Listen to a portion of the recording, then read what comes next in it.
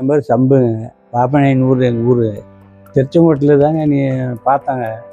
திருச்செங்கோட்டில் இருந்துங்க காலை அங்கே தான் எடுத்தாங்க. சக்கரை மீறி போச்சு.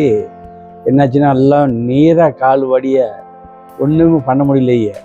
காலை முழங்கால் வரைக்கும் எடுத்துக்கிட்டாங்களா. அப்புறம் அங்கே இருந்து நான் வந்து கண்டிஷன் ஆகிட்டேன். இனிமேல் இறக்க மாட்டான் அப்படின்னு கூட்டிகிட்டு போங்கன்ட்டேன். 2 நாளைக்கு தான் இருப்பார், அதுக்கு மேலே போயிடுவார் அப்படின்னு டாக்டர் சொல்லிட்டாரு. கூட்டிகிட்டு வந்து இங்கே போலீஸ் ஹாஸ்பிட்டல் பார்த்தாங்க. எங்களை பார்த்துட்டு அங்கே இருந்துக்கிட்டு இப்படி கை காலுக்கெல்லாம் வலிக்கெல்லாம் இங்கே பார்க்குறாங்க. இந்த இடத்துல பார்க்குறாங்கன்னு தான் இங்கே செல்லிட்டு இங்கே இந்த இடத்துக்கு வந்தேன்னாங்க. இங்கே வந்து போயிட்டுதாங்க நான் நடக்க பிடிக்க எல்லாமே கழுகையெல்லாம் வலியாக இருந்துச்சுங்க. இப்போ பரவாயில்ல, நல்லா இருக்கிறேன்.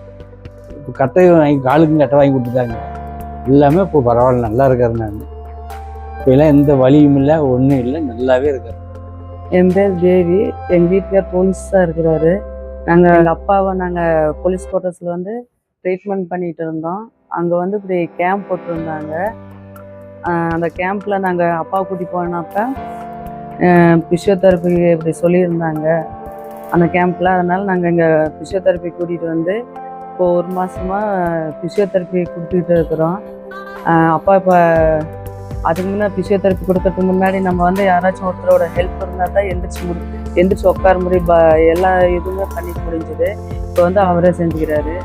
இப்போ கால் கொடுத்துருக்குறாங்க. இப்போ காலத்தை நோட்டரி கிளப்புக்கும் போலீஸ் டிபார்ட்மெண்ட்டுக்கும் சொற்கோபுக்கும் ரொம்ப நன்றி. ரொம்ப சந்தோஷம். எங்களுக்கு இவ்வளோ ஹெல்ப்ஃபுல்லாக பண்ணினதுக்கு ரொம்ப சந்தோஷம். நன்றி.